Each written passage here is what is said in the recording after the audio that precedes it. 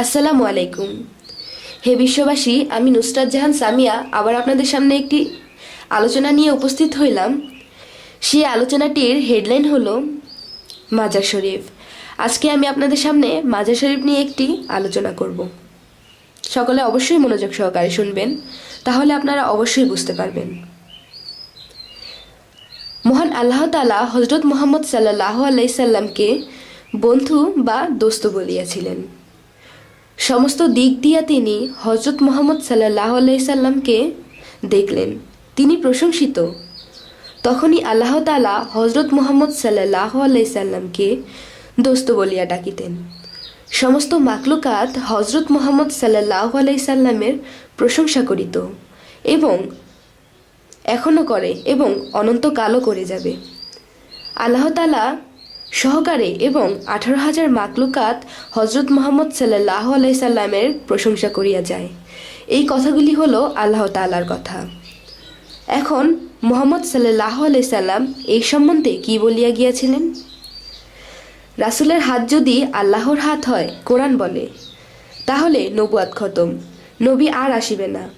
তাই রাসূল সাল্লাল্লাহু আলাইহি সাল্লাম বললেন, আমি রাসূলের হাত মনে করিতে হবে একজন কামেল অলি আউলিয়ার হাত, কামেল পীর মুর্শিদের হাত।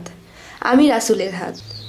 আল্লাহ তাআলা শুধু মুহাম্মদ সাল্লাল্লাহু আলাইহি সাল্লামকে দোস্ত বলে ডাকে নাই, আরও ডেকেছিলেন অলি আউলিয়াদেরকে। হযরত মুহাম্মদ সাল্লাল্লাহু আলাইহি সাল্লাম ইসলামকে জাগ্রত করার জন্য জীবনে অনেক কষ্ট সহ্য করেছেন, যেমন কাফেরদের হাতে মার খেয়েছেন, রক্তাক্ত হয়েছেন। তেমনি করে দেখা যায় অলিয়াউলিয়ারা জীবনে অনেক লাঞ্ছনা দুর্দশায় জীবন কাটায় এবং এমনি করে মৃত্যুবরণ করতেছে। তাহারা এই পৃথিবীতে আল্লাহর প্রেম আগুনে নিজেকে পোড়াইছে, সাধন আগুনে নিজেকে পোড়াইছে, দেহ এবং আত্মাকে হীরার টুকরা বানাইয়া গিয়াছে। হযরত মুহাম্মদ সাল্লাল্লাহু আলাইহি সাল্লাম যদি হীরার খনি হন, তাহলে অলিয়াউলিয়ারা যাহারাই আছেন তাহারা তো হীরার টুকরা। তাহলে সৌদি আরব মদিনা শরীফ যদি নবীজির রওজা বা মাজার হইতে পারে, তাহলে অলিয়াউলিয়ারা কামেল পীর মুর্শিদদের কেন রওজা বা মাজার হবে না? অবশ্যই হবে। আমরা যাহারা তর্ক বিতর্ক করি না জানিয়া না বুঝিয়া করতেছি। আল্লাহ তাআলা হযরত মুহাম্মদ সাল্লাল্লাহু আলাইহি সাল্লামকে দোস্ত বা বন্ধু বলেছেন। মহান আল্লাহ তাআলা হযরত মুহাম্মদ সাল্লাল্লাহু আলাইহি সাল্লামকে দোস্ত বা বন্ধু বলেছে বলেই যদি রওজা বা মাজার হইতে পারে মদিনা শরীফে, তাহলে অলি আউলিয়াদেরকেও তো দোস্ত বা বন্ধু বলেছেন। তাহাদের কেন রওজা বা মাজার শরীফ হইবে না? কেননা আল্লাহর তো যত বন্ধু আছে তারা সবাই আমাদের কাছে সম্মানিত। তাই সম্মানের সাথে আমরা একজন কামিল পীর অলিয়াউলিয়া রওজা বা মাজার করিব। পীর আউলিয়াদেরকে সম্মান করব, তারা আমাদের কাছে সম্মানিত।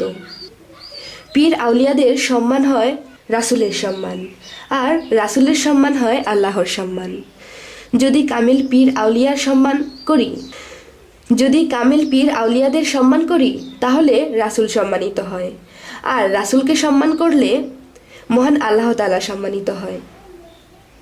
তাই আমরা না বুঝে কোনো কথা বলবো না, আমরা বুঝবো।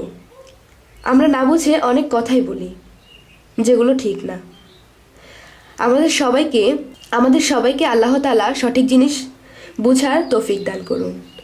এই বলে আমি আমার আলোচনা শেষ করছি। আমাদের ভিডিওগুলো যদি আপনাদের ভালো লাগে, অবশ্যই আমাদের চ্যানেলগুলোকে সাবস্ক্রাইব করে আমাদের সাথেই থাকবেন ভালো ভালো ভিডিওগুলো পাওয়ার জন্য। ধন্যবাদ সবাইকে। ভালো থাকবেন, সুস্থ থাকবেন। আল্লাহ হাফেজ।